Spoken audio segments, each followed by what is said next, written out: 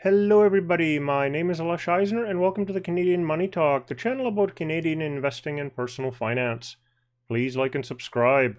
I record 2 videos per week, so make sure you ring the notification bell to get notified each time one comes out. I wanted to talk in this video about the 4 basic ways that you can make money in real estate. They generally go from having less money and more time through to having more money and less time. So the first one is wholesaling, sometimes called bird dogging. And this is where you find properties for investors that the investor would want to purchase.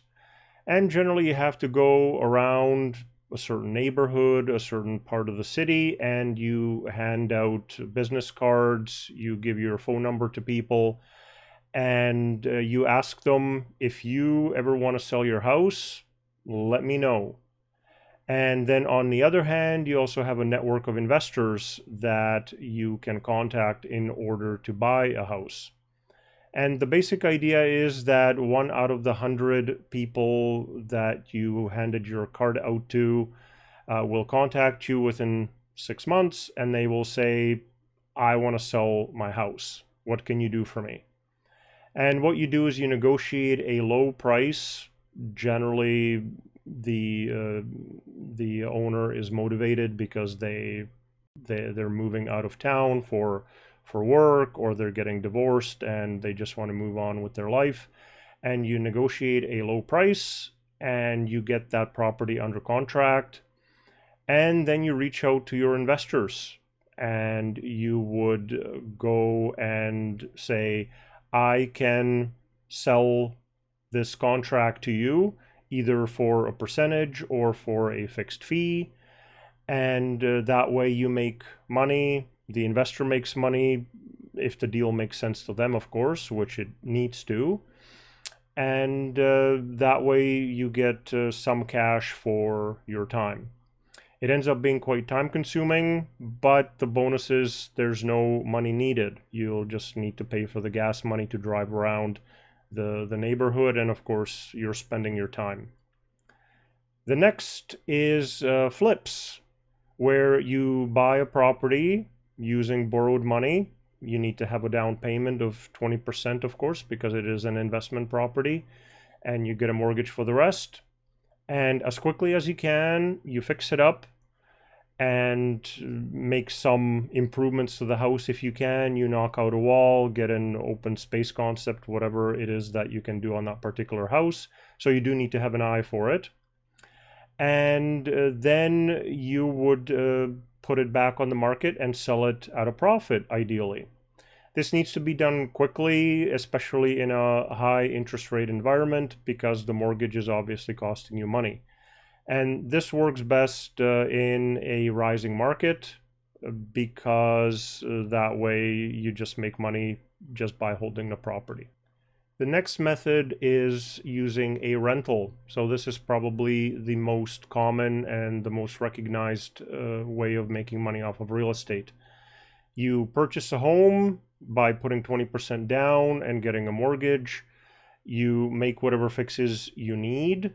You might put in a suite downstairs or what have you, whatever the home can take. And then you put as many renters as you can into the home, and you hold it for years. The big benefit of this one is that it allows leverage, meaning if you're putting only 20% down, whatever rent you are collecting, you are making that money off of the 20% down payment that you put down. And so in this example, you're getting a 5-to-1 multiplier. So that allows you to make a nice percentage return off of a relatively small amount of money.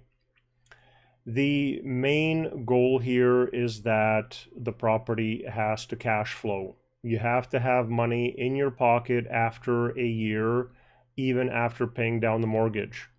So go and have a look for a cash flow calculator or a cash flow spreadsheet. You can Google them to get the calculators so you don't forget an expense.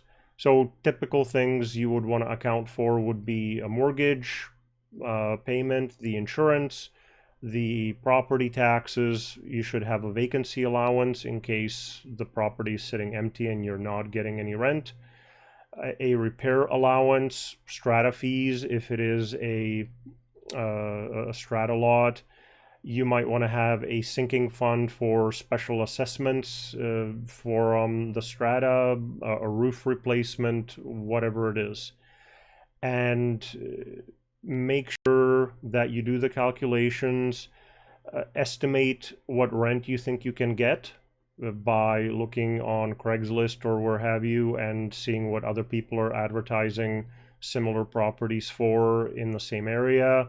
You can even take out an ad of your own and kind of see what sort of response you get depending on how much you're asking for rent in the to be rental.